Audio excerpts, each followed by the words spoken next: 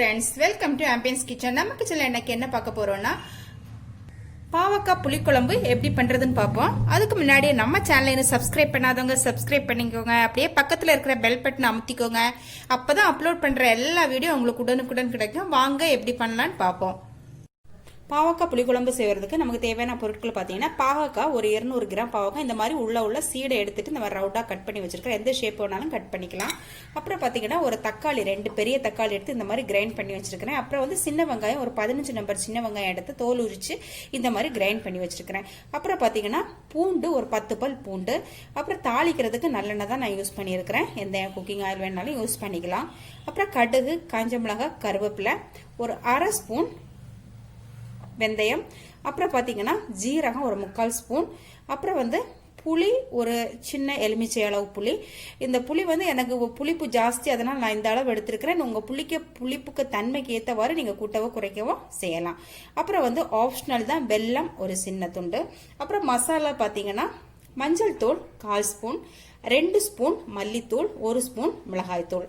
மசாலா வந்து நீங்கள் இந்த மசாலா இல்லாமல் நீங்கள் குழம்பு மிளகாய்த்தூள் கூட யூஸ் பண்ணிக்கலாம். வாங்க எப்படி பண்ணலான்னு பார்ப்போம். ஓகே, நான் மண் சட்டி தான் யூஸ் பண்ண போறேன். இப்போ சட்டி நல்லா காயட்டும். இப்போ சட்டி காஞ்சிடுச்சு. இதில் 2 ஸ்பூன் நல்லெண்ணெய் விட்டுக்கலாம். எண்ணெய் நல்லா காயட்டும். எண்ணெய் காஞ்சிடுச்சு. இப்போ நம்ம கடுகு போட்டுக்கலாம்.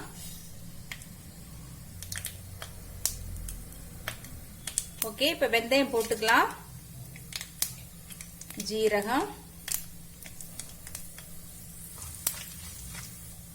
காஞ்ச மிளகாய், அப்புறம் கருவேப்பிலை, அப்புறம் பூண்டு. பூண்டு ஓரளவு வதங்கட்டும். பூண்டு ஓரளவு வதங்கிடுச்சு. இப்போ நம்ம வெங்காயம் போட்டுக்கலாம். வெங்காயம் முழுசா கூட நீங்க போட்டுக்கலாம், ஒன்றும் பிரச்சனை இல்லை. இந்த மாதிரி நம்ம பேஸ்ட் பண்ணி போடும்போது நம்ம குழம்பு நல்லா திக்னஸா இருக்கும். அதுக்குதான் இது நல்ல பச்சை வாசனை எல்லாம் போய் வதங்கட்டும். வெங்காயம் இப்போ ஓரளவு வதங்கிடுச்சு. இப்போ நம்ம தக்காளி பேஸ்ட் விட்டுக்கலாம். இதுவும் நல்லா வதங்கட்டும். பச்சை வாசனை போறது வரைக்கும் எவ்வளவு தூரம் நல்லா வதங்குதோ அவ்வளவு தூரம் நம்ம குழம்பு நல்ல டேஸ்டா இருக்கும். இது வதங்கட்டும். இப்போ மூடி போடலாம். நடுநடுவே இதை கிளறி கொடுக்கணும். தீயை வந்து மீடியம் ஃப்ளேம்ல வச்சுக்கலாம். தக்காளி பாத்தீங்கன்னா இப்போ 4 நிமிஷம் நல்லா வதங்கிடுச்சு. இப்போ நம்ம மசாலா எல்லாம் சேர்த்துக்கலாம்.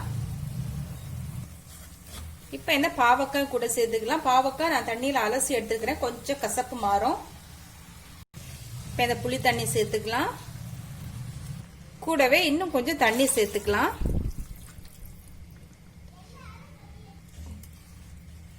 இப்ப நம்ம குழம்புக்கு தேவையான அளவு உப்பு சேர்த்துக்கலாம்.